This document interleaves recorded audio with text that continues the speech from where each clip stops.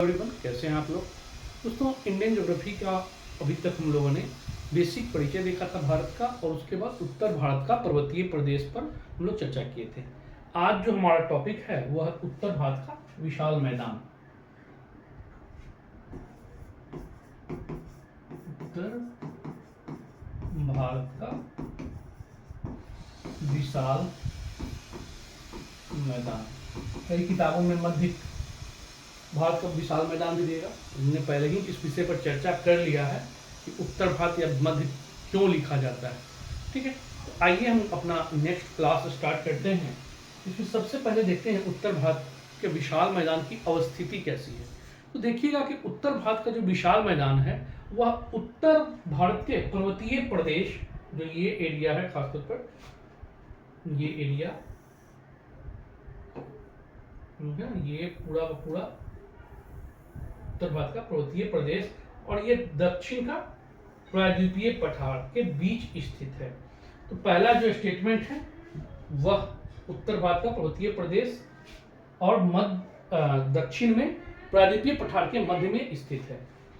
ठीक, लिखा हुआ है उत्तर भारत का पर्वत तथा दक्षिण प्रायद्वीपीय पठार के बीच स्थित है उत्तर भारत का मैदान। इसके बाद जो इसका निर्माण हुआ है, उत्तर भारत के मैदान का निर्माण है वह मुख्य रूप से सिंधु, गंगा और ब्रह्मपुत्र तथा उसकी सहायक नदियों के साथ साथ दक्षिण से आने वाली प्रायद्वीपीय पठार से आने वाली उत्तर प्रवाह नदियों के निक्षेप से हुआ है। तो ये स्टेटमेंट है, आप देखिए, सिंधु, गंगा, ब्रह्मपुत्र एवं उत्तरी सहायक नदियों एवं उसकी सहायक नदियों और प्रायद्वीपीय भाग से आने वाली उत्तरी प्रवाह नदियों के निक्षेप से, ये नीचे से हो गया है, निक्षेप से बना हुआ है। ठीक है, तो ये पूरा का पूरा देखिए मैदान जो है बना हुआ है। इसके अलावा जो ये इसका टोटल क्षेत्रफल अगर देखा जाए तो ये जो क्षेत्रफल है वो लगभग आपका जो ये पूरा क्षेत्रफल आपका 7 लाख किलोमीटर स्क्वायर या वर्ग किलोमीटर में विस्तृत है। तो मध्य गंगा का मैदान जो है वह 7 लाख वर्ग किलोमीटर में फैला हुआ है।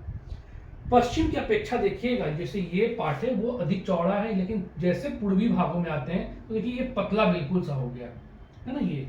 तो इसका स्टेटमेंट यही है कि पश्चिम की अपेक्षा पूर्व, खासतौर पर असम में देखिएगा यह मैदान काफी संकरा मतलब पतला हो गया है। तो ये बेसिक परिचय इसका है। इसके अलावा ये जो प्रदेश है उसको अगर देखें तो टोटल 4 भागों में हम लोग बांट कर देखते हैं। जैसे भावर प्रदेश, देखिए भावर प्रदेश, तराई प्रदेश, खादर प्रदेश और बांगर प्रदेश। तो उत्तर विशाल के मैदान को 4 भागों में हम लोग बांट कर देखते हैं। और कौन कौन है वो? पहला है भावर। जैसे देखिए ये हिमालयी रेंज है और इन हिमालयी रेंज के नीचे में सबसे पहले जो मिलता है वह मिलता है आपको भावर प्रदेश, जहां बड़े बड़े मोटे मोटे पत्थर वगैरह पाए जाते हैं। इन भावर के बाद जो होता है वह तराई प्रदेश होता है, जो जलमग्न क्षेत्र है।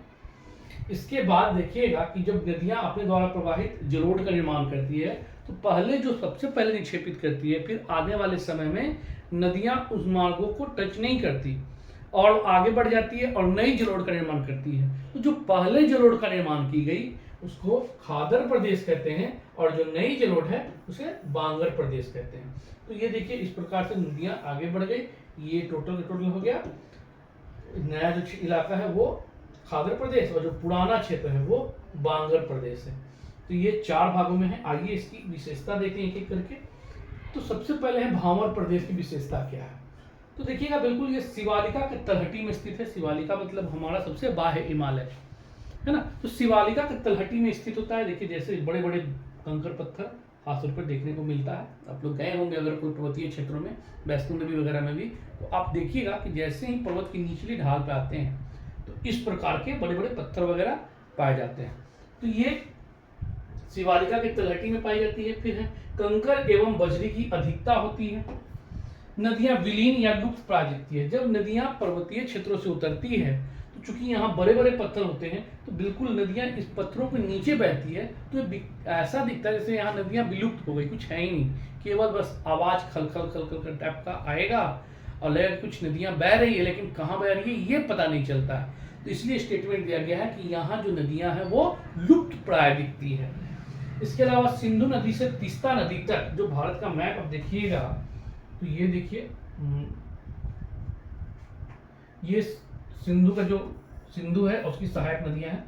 तो ये क्षेत्र से देखकर भारतीय क्षेत्र में अगर देखा जाए तो यहाँ से भी है, लेकिन भारतीय संदर्भ में देखा जाए तो सिंधु की सहायक नदी सिंधु से लेकर तीस्ता नदी तक ये निक्षेपित रूप में पाई जाती है ना। तो ये आपका स्टेटमेंट है। सिंधु नदी से तीस्ता नदी तक 8 से 16 किलोमीटर चौकड़ी संकरी पट्टी के रूप में यह पाई जाती है। इसके अलावा कृषि उत्पादन की दृष्टि से यह अनुपजाऊ है, यहाँ पर कोई फसल वगैरह का उत्पादन नहीं होता है। तो यह जो क्षेत्र है भावर प्रदेश वह अनुपजाऊ क्षेत्र है। दूसरा तराई क्षेत्र देखते हैं। तो तराई क्षेत्र देखिएगा कि जैसे ही जो भावर प्रदेश है उसके नीचे बिल्कुल पैरेलल होता है। देखिए अगर इंडिया के संदर्भ में देखा जाए तो ये हम लोग जानते हैं कि भावर प्रदेश है और बिल्कुल भावर प्रदेश के समानांतर पैरेलल में ही तराई प्रदेश पाया जाता है। ये देखिए पूरा तराई प्रदेश इंडिया का मैप है।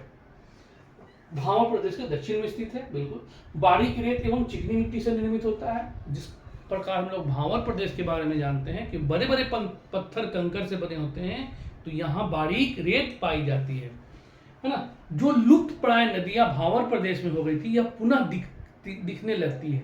तो स्टेटमेंट है कि भावर प्रदेश की लुप्त प्राय नदियां पुनः दिखाई देने लगती है। भावर प्रदेश के समानांतर है 15 से 30 किलोमीटर की चौड़ाई में पाई जाती है भावर प्रदेश के बिल्कुल पैरेलल में। यहाँ पर जो है वह दलदली क्षेत्र का निर्माण होता है। कारण इसका है कि अत्यधिक आर्द्रता का देखिए ये दलदली क्षेत्र है, जब मैप में दिखाई दे रहा है ये भावर प्रदेश है, यहाँ क्षेत्र है। तो इस प्रकार ये दलदली क्षेत्र भी होते हैं। घने वन जैव विविधता का विशाल भंडार होता है यहाँ, क्योंकि मिट्टी है, पानी है, धूप भी मिल ही रहा है। तो यह क्षेत्र को खास तौर पर पौधों के वृद्धि के लिए बड़ा फायदा होता है। तो बड़े बड़े वन मिलते हैं यहाँ पर, और ये जो वन होते हैं वन अधिकता के कारण जैव विविधता भी मिलेगा। जब वन है तो पशु पक्षी होंगे, यहाँ पर कई सारे प्रजातियां होंगी पशु पक्षियों की, तो यहाँ पर जैव विविधता का ये विशाल भंडार होता है। अगर यहाँ पर सब चीज़ है तो मच्छर का भी प्रकोप मिलता है यहाँ पर काफ़ी ज़्यादा। ये भी एक बार पूछा हुआ क्वेश्चन है कि निम्नलिखित में से कौन से क्षेत्र में मच्छर का प्रकोप सर्वाधिक होगा, तो कौन सा है, तराई प्रदेश है। तीसरा जो आप देखते हैं बांगर प्रदेश, तो ये जो है कि मैदानी क्षेत्र का वह उच्च भाग जहां बाढ़ की पानी नहीं पहुंच पाता है। पहले आती थी, अब बाढ़ का पानी नहीं आ पाती है, तो वह क्षेत्र बांगर प्रदेश कहलाता है। इसे पुरानी जलोढ़ के नाम से भी जानते हैं हम लोग, बिल्कुल सही है, पुरानी जलोढ़ भी है। इसके अलावा कृषि कार्य की दृष्टि से यह उपयोगी नहीं है। ऐसा नहीं कि किसी उत्पादन नहीं होता है, लेकिन बहुत ज़्यादा उपयोगी नहीं है। इसमें सिंचाई वगैरह करना पड़ता है, कुछ उर्वरक डालने होते हैं, जिसके कारण यह यहाँ पर कृषि उत्पादन होता है। स्थानीय भाषा में जो बांगर प्रदेश है वो उसको भूड़ कहते हैं हम लोग। भुरभुरापन होता है, देखिए मिट्टी ये दिखने में भी लग रहा है, ये बिल्कुल क्रिस्टलीय टाइप के होते हैं, भुरभुरे होते हैं, इसलिए इसे स्थानीय भाषा में हम लोग भूड़ भी कहते हैं। अब इसके बाद हम लोग आते हैं खादर प्रदेश में। खादर प्रदेश क्या है, तो मैदानी भाग जहां बाढ़ का पानी प्रति वर्ष पहुंचता है, उन क्षेत्रों को हम लोग खादर प्रदेश कहते हैं। इस कृषि कार्य के दृष्टिकोण से यह सबसे ज्यादा उपयोगी क्षेत्र है।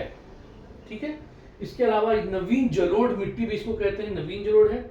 और चूंकि इन क्षेत्रों में हमेशा बाढ़ की पानी आती है, तो इसे बाढ़ का मैदान या कछाड़ी प्रदेश हम लोग इसका स्थानीय नाम से भी जानते हैं। कछाड़ी प्रदेश में जान ही रहे कि जहाँ पानी वानी हमेशा नया जलोढ़ आता है कछाड़ के रूप में, इसको अवशिष्ट कहते हैं हम लोग अपनी भाषा में, तो ये कछाड़ी प्रदेश भी कहलाता है। अब जनरली देखिएगा कि ये रहा पूरा का पूरा, मान लीजिए कि बांगर मिट्टी, और ये नई मिट्टी जलोढ़ द्वारा आ रही है, निक्षेपित हो रही है यहाँ पर, तो ये हो गया आपका खादर और ये है बांगर। अब इन दोनों के बीच जो एक इस तरह से गड्ढा बन जाता है, एक लेयर वाइज होने के कारण एक खोल का निर्माण हो जाता है। तो इसलिए हम कहते हैं कि खोल क्या होता है, तो बांगर एवं खादर से बनी ढाल को स्थानीय भाषा में खोल कहते हैं। तो ये बांगर और खादर के बीच का अवशेष होता है, ये खोल टाइप का निर्माण होता है, जिसे हम लोग खोल कहते हैं। तो ये रहा आपके कुछ चारों जो क्षेत्र हैं, खासतौर पे मैदानी क्षेत्रों का, तो ये उसके बारे में चर्चा है। लेकिन जो ये मैदानी क्षेत्र है उसका हम लोग क्षेत्रीय विभाजन भी देखते हैं कि किस प्रकार कौन कौन से क्षेत्रीय विभाजन हैं। तो मोटे तौर पर जो भारत के मैदानी क्षेत्र हैं उन्हें 6 भागों में विभाजित करके हम लोग देखते हैं। तो उत्तर के विशाल मैदान को प्रादेशिक विभाजन के आधार पर 6 भागों में विभाजित किया जाता है। कौन कौन सा है? तो ये देखिए राजस्थान का मैदान है, ये पूरा का पूरा राजस्थान का मैदान। फिर उसके बाद ये पूरा का पूरा पंजाब और हरियाणा का मैदान है। ये जो पार्ट है देखिए हम लोग खासतौर पर गंगा और उसकी सहायक नदियों द्वारा बन गई है। तो ये जो तीनों है ये पूरा का पूरा गंगा का मैदान है ना, गंगा और उसकी सहायक नदियों का, तो गंगा का मैदान है जिसे हम लोग क्षेत्रीय आधार पर भी 3 भागों में विभाजित करते हैं। ऊपरी गंगा का मैदान, मध्य गंगा का मैदान और निम्न गंगा का मैदान। इसे हम लोग आगे चल के बारीकी से देखेंगे। उत्तर गंगा, अपर गंगा इसको कहता है, मिडिल गंगा और लोअर गंगा। फिर इसके बाद ब्रह्मपुत्रा का मैदान जिसको हम लोग असम का मैदान भी कहते हैं। तो ये असम का मैदान है। तो इसे मोटे तौर पर हम लोग 6 भागों में बांट कर देखें। राजस्थान का मैदान है, दूसरा है पंजाब और हरियाणा का मैदान, तीसरा है upper Ganga plain, middle Ganga plain और लोअर गंगा प्लेन, और लास्ट है आपका और असम का प्लेन। तो ये 6 भागों में हम लोग एक एक करके इनको देखेंगे, है ना। तो अब आते हैं पंजाब हरियाणा का मैदान के संदर्भ में। सॉरी, राजस्थान का मैदान पहले है ना। तो राजस्थान का मैदान देखिए, ये रहा राजस्थान का मैदान क्षेत्र।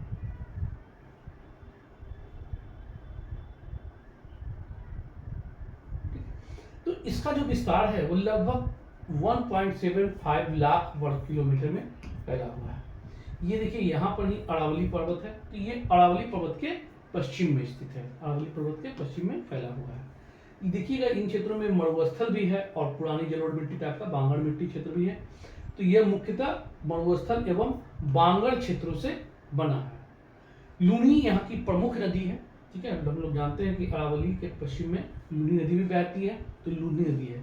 खारे पानी के यहाँ पर कई सारे झीलों का निर्माण होता है, जैसे सांबर है, डिडवाना है, लूकर नसार है, कुचामन है। तो कई सारे ऐसे झील हैं यहाँ पर जो खारे पानी की झील है। तो ये क्षेत्र की ये विशेषता है। और सबसे बड़ी विशेषता क्या है कि मरुस्थलीय और बांगड़ क्षेत्रों से ये बना हुआ है। दूसरा आता है पंजाब एवं हरियाणा का मैदान। पंजाब एवं हरियाणा का जो मैदान है इसे हम लोग सतलज यमुना प्लेन के नाम से भी, सतलज यमुना मैदान के नाम से भी जानते हैं, है ना। सतलज यमुना विभाजक मैदान या मैदान का निर्माण के नाम से जानते हैं। इसका भी लगभग जो विस्तार है वो 1.75 लाख किलोमीटर के आसपास ही है। यह यमुना के मुहाने से लेकर अरावली तक, देखिए ये रहा आपका यमुना का मुहाना जो लेकर अरावली तक यह मोटे तौर पर पाई जाती है, ठीक है। मुख्यतः बांगड़ मिट्टी से निर्मित है। ये भी जो है बांगड़ मिट्टी से निर्मित। हालांकि नदियों के किनारे जो है, जैसे मान लीजिए ये नदियां बह रही सपोज, तो इनके किनारे किनारे भागों पे खादर मिट्टी का प्रभाव दिखता है, वहां पाया जाता है। और जनरली यह बांगड़ मिट्टी से बना है, लेकिन नदियों के मुहाने पर आकर यह खादर मिट्टी का निक्षेप यहाँ पर पाई जाती है, जिसे स्थानीय भाषा में हम लोग बेट कहते हैं, ठीक है। ये खादर जो मिट्टी है, उन खादर मिट्टी को हम लोग स्थानीय भाषा में बेट कहते हैं।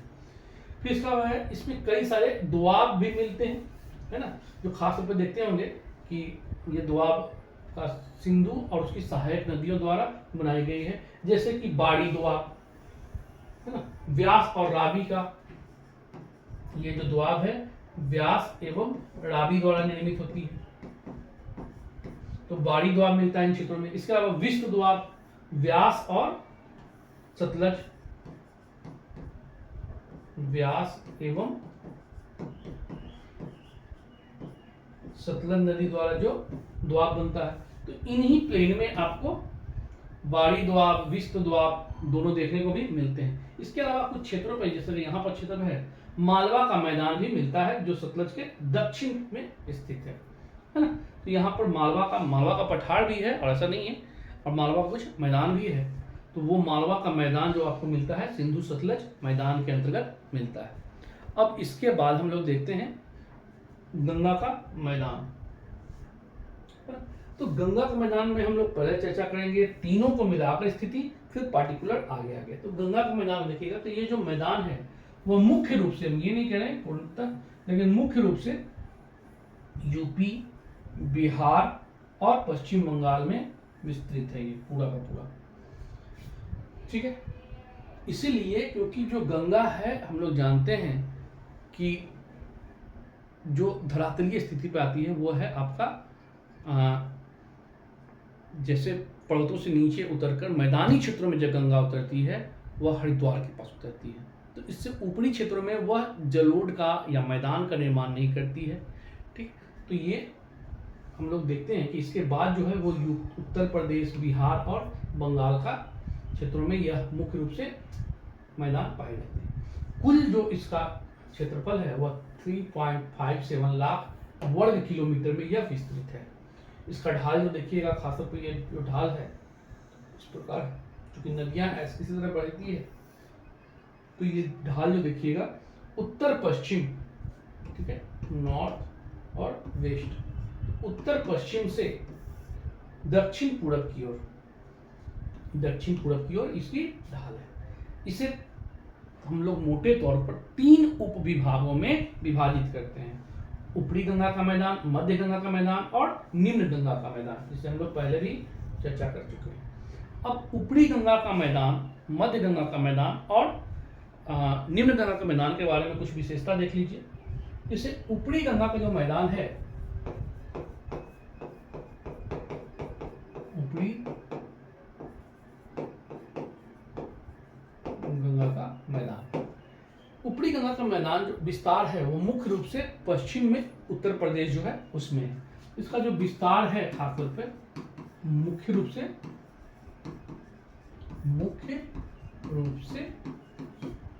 पश्चिमी यूपी में है, पश्चिमी यूपी में यह पाई जाती है। इसका जो सीमा है, जो विस्तार है ना, वो मोटे तौर पर अगर हम देखते हैं तो नॉर्थ में शिवालिका पहाड़ी से लेकर साउथ में प्रायद्वीपीय पठार तक विस्तृत है। इस प्रकार देखिए मैं आपको यहाँ पर शिवालिका पहाड़ी से लेकर ये प्रायद्वीपीय पठार का क्षेत्र रहता है। तो इसका जो विस्तार है ऊपरी सीमा, ऊपरी गंगा मैदान का, वह मोटे तौर पर है शिवालिका से लेकर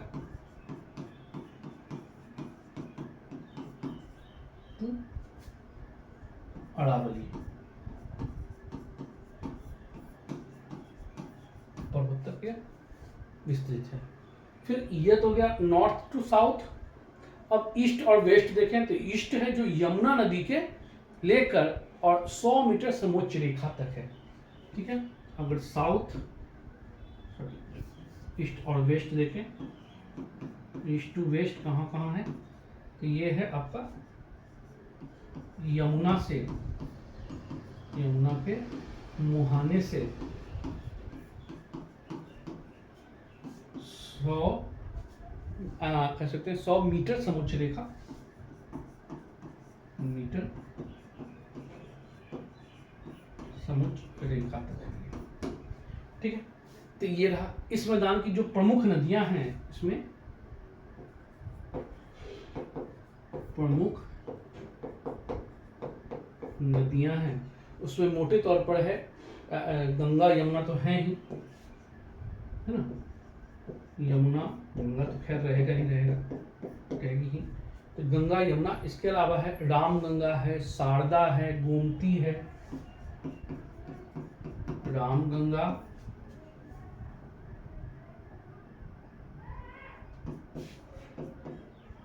शारदा, गोमती, घाघरा, मतलब ये प्रमुख नदियां इन क्षेत्रों में प्रवाहित होती हैं।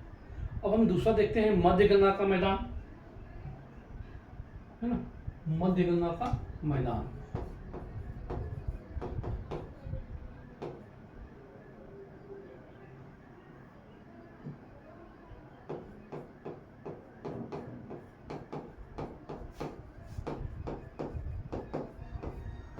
मध्य गंगा के मैदान के अंतर्गत हम लोग देखते हैं पहले इसका विस्तार किस किस राज्य में है। तो खासतौर पे पश्चिम यूपी में तो हम लोग जानते हैं कि अपर गंगा है, लेकिन पूर्वी यूपी में जब आते हैं तो मध्य गंगा का मैदान यहाँ मिलता है। तो इसका जो सीमा है या कह सकते हैं इसका जो विस्तार है, पूर्वी यूपी एवं बिहार, या पूर्वी यूपी और बिहार, खासतौर पर बिहार में अगर भी देखा जाए तो उत्तरी बिहार, याद रखिएगा, उत्तरी बिहार में मुख्य रूप से, क्योंकि इसकी सहायक नदियां जो है वह उत्तरी बिहार में पाई जाती है ना, तो इसलिए इसका मैदान अगर हम बात कर रहे हैं तो यह उत्तरी के मैदान में विशेष रूप से पाई जाती है। दक्षिण में भी कुछ पार्ट हैं, जैसे सोन वगैरह पाकर मिलती है, तो कह सकते हैं मुख्य रूप से उत्तरी बिहार में पाया जाता है, तो दक्षिण बिहार का भी इसका है। इसके अलावा नदियों के प्रवाह के कारण यहाँ पर कई सारी नदियां मिलती है, ये बुरी तरह से प्रभावित हो गई है, यह क्षेत्र सर्वाधिक प्रभावित है ना, सर्वाधिक प्रभावित मैदान है, काफी ज्यादा यहाँ पर प्रभाव पड़ा है। इसके अलावा इन नदियों की मुख्य कह सकते हैं, मुख्य नदियों में अब चूंकि घाघरा हम लोग जानते हैं कि पश्चिमी यूपी और पूर्वी यूपी का विभाजन भी हो गया है, तो यहाँ पर आप देखते हैं कि घाघरा का पाठी है, यहाँ भी प्रमुख नदी में घाघरा का, और जो पूर्वी क्षेत्र होगा वो हो गया गंडक है, कोसी है, गंडक, कोसी है ना, तो ये प्रमुख उत्तरी क्षेत्रों से जो मैदान है उसके निर्माण में यहाँ नदियां बहती है। दक्षिण में सोन वगैरह है, फल्गु, खासकर पुनपुन वगैरह है, तो ये चीज है। फिर है कि यह जो क्षेत्र है वो खादर भूमि की अधिकता यहाँ पर पाई जाती है, इन क्षेत्रों में सर्वाधिक, मतलब कह सकते हैं कि मध्य गंगा का मैदान खादर क्षेत्रों से अधिकता के कारण फेमस है, खादर क्षेत्र की अधिकता, खाद्य क्षेत्रों की अधिकता पाई जाती है। कृषि कार्य के दृष्टिकोण से भी यह काफी संपन्न क्षेत्र है, ये भी लिख सकते हैं। जगह जगह पर यहाँ पर देखिए आप, नदी के विसर्ग होने से कई सारे यहाँ पर गोखुर झील है, जलोढ़ पंख है, जलोढ़ शंकु है, इनका भी निर्माण हुआ, तो कह सकते हैं गोखुर झील,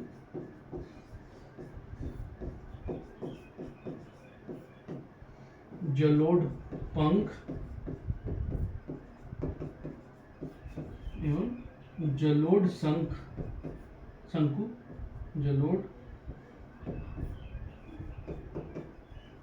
शंकु आदि पाए जाते हैं इन क्षेत्रों में। ठीक है, बाढ़ की अधिकता भी इन क्षेत्रों के लिए बड़ा फेमस है, आप लोग सभी जानते हैं, उत्तरी बिहार का लिए बाढ़ के लिए यह क्षेत्र विख्यात है, कुख्यात है, जो भी कर लीजिए काफी ज्यादा, क्योंकि इसका पॉजिटिव भी है और निगेटिव भी है बाढ़ का, तो आप इस तरह से देख सकते हैं। तीसरा जो हम लोग आते हैं इसमें, निम्न गंगा का मैदान है ना, निम्न गंगा का मैदान,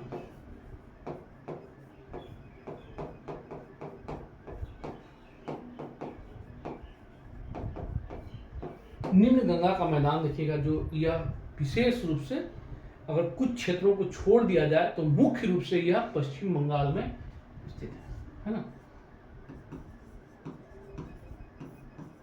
पश्चिम बंगाल में यह पाई जाती है मुख्यतः। इसके अलावा जो देखिएगा इसका विस्तार जो है हिमालय की तलहटी से लेकर गंगा के डेल्टा तक यह लंबवत रूप में है, जैसे अलग अन्य जो मैदान है वो क्षेत्रीय है। इस प्रकार देखिए इसका जो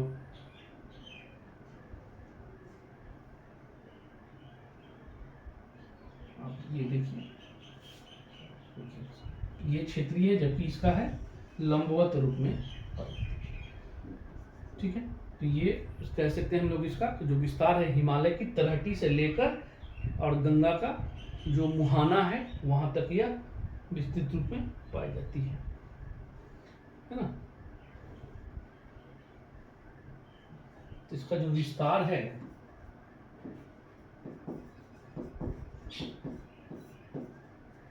हिमालय की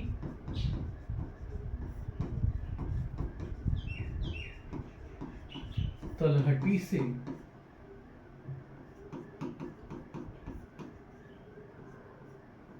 गंगा की मुहाना तक यह लंबवत रूप में पाई जाती, कह सकते हैं लंबवत रूप में पाई जाती है। ठीक है, लंबवत होने का कारण क्या है? तो नदियों की जो स्थिति है, गंगा और ब्रह्मपुत्र नदी हम लोग देखते हैं कि इसका मार्ग में परिवर्तन, जैसे दक्षिणायन हो जाएगा तो स्वाभाविक बात है इसकी निक्षेपण भी, जो मैदान का निर्माण भी है वह उत्तर से दक्षिण की ओर रहता है।